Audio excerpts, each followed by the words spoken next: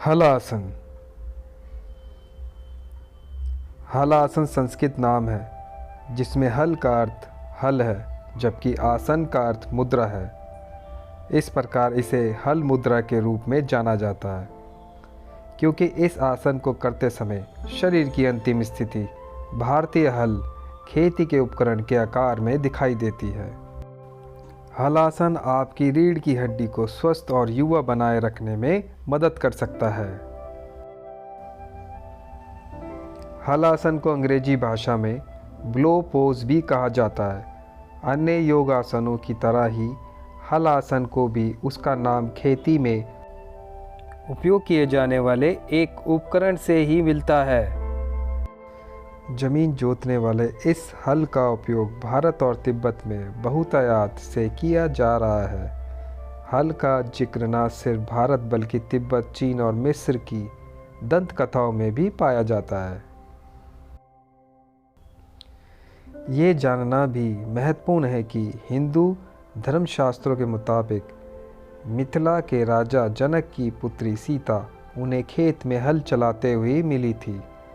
जनक ने बालिका को स्वीकार किया और हल के फाल के संस्कृत नाम के आधार पर उन्हें सीता नाम दिया था। बाद में सीता ने स्वयंवर में अयोध्या के राजकुमार राम को वरमाला पहनाई थी।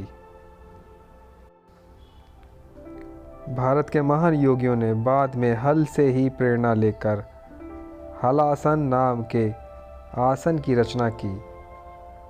जैसे हल कठोर से कठोर भूमि को मुलायम बना सकता है, वैसे ही हलासन भी शरीर में लचीलापन बढ़ाने में काफ़ी उपयोगी साबित हो सकता है, ख़ास तौर पर उस वक्त जब डेस्क जॉब करने के कारण आप रीढ़ की हड्डी में होने वाले दर्द का सामना कर रहे हो। इस कहानी का अर्थ यह है कि हल का उपयोग प्राचीन काल से ही छिपे हुए खजाने की खोज के लिए होता आ रहा है। हल की आकृति बनाने से शरीर में आपके लिए वही काम कर सकता है। आपके शरीर में अनेकों ऐसी सोई हुई शक्तियां हैं जिनका उपयोग शरीर कभी नहीं कर पाता है। हलासन के अभ्यास से शरीर कई ऐसी शक्तियों को वापस सक्रिय करने की शक्ति हासिल कर पाता है। हलासन करने का तरीका। एक स्वच्छ और समतल जगह पर योग मैट पर पीठ के बल लेट जाएं। सर्वांग आसन की शुरुआत की तरह जमीन पर पीठ के बल लेट जाएं। दोनों पैरों को एक दूसरे से मिलाकर रखना है। हथेलियों को कमर के पास जमीन से सटाकर रखें। मुंह आकाश की ओर रखें और आंखों को बंद कर दें। शरीर को ढीला रखें। अब श्वास अंदर लें और पेट को सिकुड़कर पैरों को उठाना चालू करें। दोनों पैरों का शरीर से समकोण 90 डिग्री एंगल बनने पर श्वास छोड़ें। सर्वांग आसन की स्थिति में आने के बाद दोनों पैरों को सिर के पीछे जमीन पर टिकाने का प्रयास करें। कमर और पीठ को पीछे झुकने के लिए हाथों का सहारा लें। हाथ कोहनियों से सीधे रखते हुए पीठ के पीछे जमीन से लगाकर रखें। पैरों के अंगूठे से जमीन को झुकाएं। हाथों को कमर से हटाकर जमीन पर सीधा रख लें। हथेली नीचे की तरफ रहेगी, कमर जमीन के समांतर रहेगी। इस स्थिति में 1 मिनट तक बने रहें। सांसों पर ध्यान केंद्रित करें। सांस छोड़ते हुए टांगों को वापस जमीन पर ले आए। सांस छोड़ते हुए टांगों को वापस जमीन पर ले आए। सांस को छोड़ते हुए जल्दबाजी ना करें। टांगों को एक समान गति से ही सामान्य स्थिति में वापस लेकर आए। संपूर्ण आसन में घुटनों को मोड़ना नहीं है। हलासन करने के लाभ। हलासन पाचन तंत्र के अंगों की मसाज करता है और पाचन सुधारने में मदद करता है।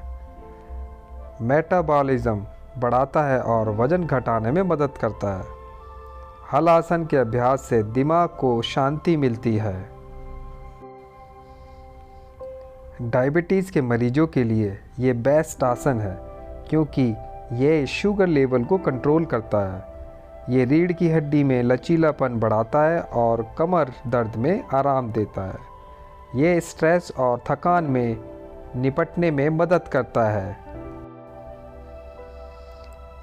इस आसन से रीढ़ की हड्डी और कंधों को अच्छा खिंचाव मिलता है। ये थायराइड ग्रंथि से जुड़ी समस्याओं को भी ख़त्म करने में मदद करता है। ये कमर दर्द, नपुंसकता, साइनोसाइटिस, इंसोमेनिया और सिर दर्द में भी फ़ायदा पहुंचाता है। हलासन के दौरान सावधानियां। यह आसन उनको नहीं करना चाहिए जिनको सर्वाइकल स्पाइंडिलाइटिस हो।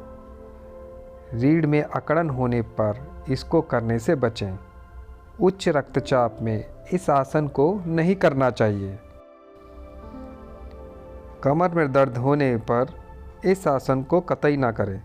चक्कर आने पर इस आसन को ना करें। हृदय रोग से पीड़ित व्यक्ति इसे ना करें। गर्भावस्था में इस योग को करने से बचें। हलासन के सबसे अधिक लाभ तब मिलते हैं जब हलासन के फौरन बाद भुजंग आसन किया जाए।